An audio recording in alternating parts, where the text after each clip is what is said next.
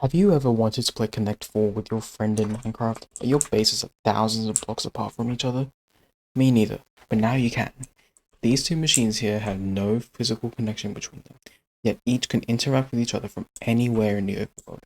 There's even a reset mechanism that sorts gravity blocks, literally sorting gravity blocks, without having to break them into item form and push them through a hopper footer, which wouldn't even work since there's no auto block placing in Minecraft. Please, Mojang. Now, this wireless tick is something I used in my previous video on wireless TicTacToe. In fact, it's almost the exact same in that regard, so you can check out that video if you want to see that. I don't go very in-depth in explanation since I think there are much better explanations out there, which I have linked in the descriptions of both this video and the TicTacToe one. This video will instead be mostly focused on the reset mechanism I designed for Connect 4, you can see in the purple back there, since that was almost definitely the hardest part about this. Although I will touch a little bit on some of the other stuff as well. My idea for Connect 4 was simple. I'd use colored concrete powder to simulate those little counter things in the game, and they'd come into the 7x6 rectangle, where each block is a different location, and colors will alternate between red and yellow. Eventually, once the game would reach a conclusion, there should be a reset button, which will clear the board, putting everything back in the right spot. Now, the first few parts of that was easy, but the reset mechanism, that took me forever to get to something I was satisfied with. To start with, I knew I wanted to use gravity block sorting. A while back, I saw a video about the mechanic by Michael23B, which I thought was really cool.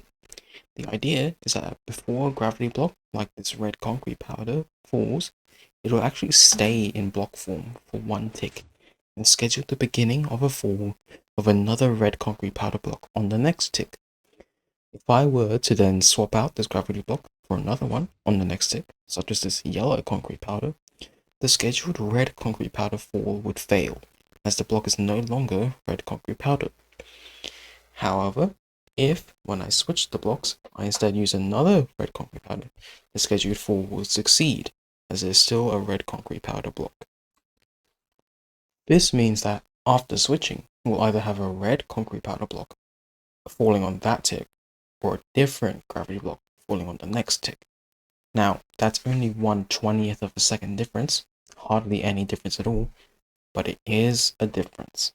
And by perfectly timing this piston to extend right when the red concrete powder passes it, but the yellow concrete powder is still in the way, we can separate both the powders, like so. Now that our colors are separated, we just need to transport them to the top. Should be simple. A simple butler should do the trick. Oh, that's a thing. Well, I could fix this by simply switching to sand and gravel, but that's ugly. So instead, I spent hours trying to figure out a good way to transport gravity blocks upwards with a piston conveyor, which didn't go very far, and it was slow. I mean, look at this.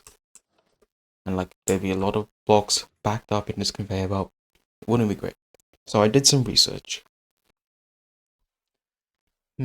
Transporting entities has never been easier. That might be something I could use. Well, let's go ahead and place a concrete powder. Oh, that's perfect. And that goes. But that voice sounds pretty familiar. Who is that? Oh, it's Michael. That's the same guy who made the gravity block sorting video. Thanks, Michael. Anyways, this is a machine that takes gravity blocks and moves them upwards using side block launchers.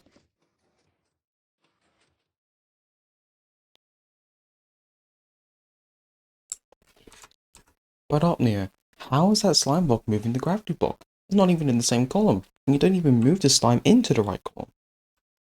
Well, that's what made Michael23B's video so interesting. By using a technique called float alignment, I can align an entity, like my concrete powder here, in such a way that it barely pokes into the next block, but still considers itself in this block. This means that my slime block here can just barely interact with the powder, launching it upwards to the top of the machine, where I can then push them into block storage easily. It does have some graphical glitches though, but it works perfectly. Implementing all of these things together, I made a reset system for Connect 4, and then I made the first functional prototype. it sucks. Don't get me wrong, it works just like it's intended to, but look at it. It's got this massive gaping hole in the middle, and if I push the inputs fast enough, I can place 2 gravity blocks at once. It didn't happen there. I wasn't fast enough, but it could happen.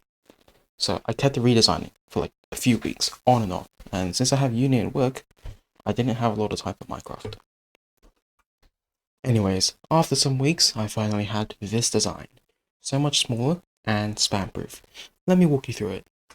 First, you use these note blocks to input which column you want your concrete powder to fall into. So these observers will then observe the note block, come down here, go through here, and then this observer will stick out and power this dropper, spinning one item in here, which would kind of cache that into memory, so when I do the reset mechanism, it'll know how many times to reset each column. After that, this observer will also observe this drop here. It will observe it get powered, and will power this rail where it goes along here and goes up this column to the top, where it then powers this rail. Now, one interesting thing with powering rails in Minecraft is you would think that it would update from where it's powered to the furthest away from where it's powered, but it's actually the opposite. So when this observer powers, this rail will power first. They'll all power on the same tick, but this one will update first. So this observer will receive an update before this observer. And then that comes down here, and if this block is here, because I have a little copper T flip-flop here, if that block is here, then since this signal is coming down here first, even though it's on the exact same tick, this piston will always fire first. And it will always push the yellow out before the red piston can push it out. So if this block is here, I'll get a yellow, and if it isn't there, I'll get a red. So here's a quick demonstration. If I were to flick that door so that this observer would get updated, and I step forward a few ticks. So now the rail is updated. And again, now both observers get powered at the same time, along with that one. And that one just tells the copper T flip-flop to change state. But these observers both get powered. They'll power these note blocks, which these observers then notice. And then we'll go again. And now, since that block isn't there, this piston doesn't get powered at all, so this piston can fire and spit out the red block. Now, if I tick unfroze, and then now that the block is there, we can do another test. So let me just tick freeze again. Gonna flip this door, step forward a few ticks. Okay, and now that that block is there, I should see the yellow concrete powder come out now. You can see I'm actually looking at it. It's already in entity form, or it's already being pushed, I guess. My cursor's going through the block and going to the next one. But, yep. So, there's our yellow concrete powder there. It's going to fall down. I'll just tick and freeze. There we go. Now, if we go back to our reset mechanism over here, I'll briefly run over again how it works. So when I press this note block here, it'll activate this rail, which will turn off the input. So it'll push these blocks up, which means that the input is no longer active. And then it'll also activate this, which sends a wireless signal to the other machine to say, hey, you should reset as well. We also come over here, so it'll open up this block, letting all the concrete powder fall through, and come over here, and this is a little counter system that says, hey, I want you to perform this motion 6 times. So I have 6 items in this dropper here. It's going to say, okay, if there's an item in this dropper, you need to do another cycle, and then once this dropper runs out of items, you can stop. So it'll do this little cycling motion where it'll first, the concrete powder will be down here, it'll first sort out the concrete powder, and then through this block conveyor I have here, it'll come down, get sent up through the gravity block elevator thing I mentioned earlier, come back up here, and then if I were to remove that to simulate it, come down here and get pushed right there. So to demonstrate our little reset mechanism here, I've just played a game of Connect 4 against myself. As you can see, red here has won, so we're going to hit the reset mechanism. I'm going to slow down the game a bit though. In fact, I'm actually going to freeze it. So I'll hit this reset mechanism here, and then I'll step forward, let's say 20 ticks. Bit more than that. Bit more than that. Okay. So now our blocks are all in here. So what's going to happen now is, if I step forward, let's say 10 ticks. Oops. Eventually, it'll happen. And you can see here already our red concrete powder and our yellow concrete powder are separated. So I'm going to step forward another 10 ticks here. Okay, and now they're both in this little block conveyor setup. So let's step forward 26 now. 200. So they're all coming through here, and they're all getting sent up through our little block conveyor system. They'll come up to the top, and then they'll get put back into this little block storage here. So let's take one of these now. It'll keep coming along here, and if I go down to our little counter, which I mentioned before, you can see it's currently got 2 left. So it's already done 4 cycles, or it's in the middle of its 4th cycle. So that's doing that now. We've got a few blocks left. Comes down here. It's pushed along. And there you go. It's very satisfying. And finally, of course, we've also got the wireless portion of this Connect 4 system. I mean, like, that's the main important thing here. People have done Connect 4 before, but I don't think anyone's done it wirelessly, so let me go with that. So if I turn on my wireless mode here, I hit that light block. That comes here. That pushes this composter up, which will turn on the rest of the lamp, telling me that wireless mode is on, and also power this piston.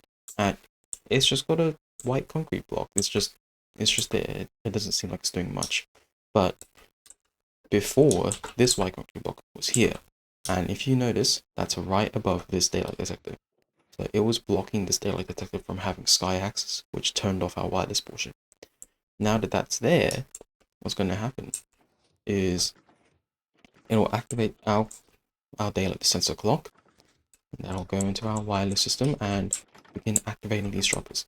Now, I won't go into the explanation between why these droppers are dropping items. I explained that a little bit in my last video on TicTacToe, and I've also left some videos in the description about wireless redstone.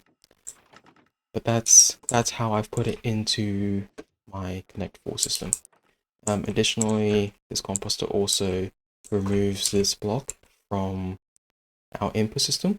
So this actually resets the input so that if I go to it, so it'll push this block back down from here so that we can put another input in. Normally in single player mode, when you don't have multiplayer mode enabled, that'll automatically happen once the input is done. But in wireless mode, obviously you don't want the same person inputting twice. That would be weird. So it's like that. When we're receiving a signal, actually I should first go over how to transmit a signal. When an input comes through, you would have seen in the showcase that one of these trapdoors would have flipped, come down here and activated this rail, and these rails have a certain configuration of observers under them. So if you think of it as like a binary sequence, yeah, think of it as like 0, 0, 1, and then 0, 1, 0, 0, 1, 1, 1, 0, 0, 1, 0, 1, 1, 1, 0, 1, 1, 1. These all encode for a position, a column on the board. So they all come down here, then each one will trigger a certain piston. So this is piston number 1, this is piston number 2, this is piston number 3. So if the first bit is on, that'll activate. The second bit is on, that'll activate. If the third bit is on, that'll activate. And what that means is when this concrete powder is moved and updates this daylight detector, it will send the pulse through, and depending on which block is down, so like that, or whatever, it'll send the corresponding bits through. So that'll get transmitted to the next machine, and you'll see here that this is encoded on 1, 1. I've used 2 repeaters here instead of 4, which I did in my last video. 2 is enough to work for what I need. And here I also have 2 repeaters. This is encoded in 1, 2. So that machine's address is 1, 1, and it's transmitting to 1, 2. You'll see that there. Yeah, so that's how the wireless system works. And then when I receive a signal, what's going to happen is these compressors get put down depending on what bit is activated. So I think this is bit 1, this is bit 2, and this is bit 4. And you'll notice that they have different fill levels. So this is fill level 1, this is fill level 2, this is fill level 4. So I start off with a composter with fill level 8. So this comparator has a signal strength of 8. If this composter were to come down, it would subtract that signal strength from this comparator. So this is 4, so 8 minus 4 is 4. And then if this one comes down, I have 4 minus 2 is 2, and then 2 minus 1 is 1. Right, and depending on which combination of composters I put down, for instance, let's say I put down this one and this one, so it would be 8 minus 4, which is 4, and then minus 1, which is 3. And that signal strength would come in through here, it would go into a red coder, and that would determine which slice I was talking about. So these white ones, these are all different slices. So let's say, again, I did 101. Okay, so that we said that that's the signal strength 3. That'll activate this column, which will activate all the way up here. Additionally, if I wanted to reset the mechanism, I would not send any bits at all. I would send 0, 0, 0, and that would come through as a signal strength of 8. It would go all the way to this purple slice, which would activate the reset mechanism. Now, if you want to build this for yourself, keep a few things in mind. First, this will only work in the overworld, since it uses daylight detectors. Second, those daylight detectors need sky access. So if I go over to my daylight detectors here, this needs to have access to the sky. So I've got some glass here. You can use glass, you can use transparent blocks like rails, or repeaters here, or piston arms even. See how it works as long as it has sky access. So we've got these two daylight detectors here, and these 2 ones here. So make sure that these have sky access. Third, the wireless component will only work on servers. So there is a glitch that makes it so that wireless Redstone isn't very consistent on single player worlds. So only do it on servers. I'll upload schematics for both a wireless multiplayer toggleable version of Connect 4 and a local multiplayer only Connect 4. Those will both be on my Discord along with some world downloads, so go join the Discord if you want those. And that is it from me. So don't forget to like and subscribe. I've got some other ideas for games brewing in my head, so those will probably be my next projects, but who knows how long that'll take. Regardless, I'll see you next time, and goodbye.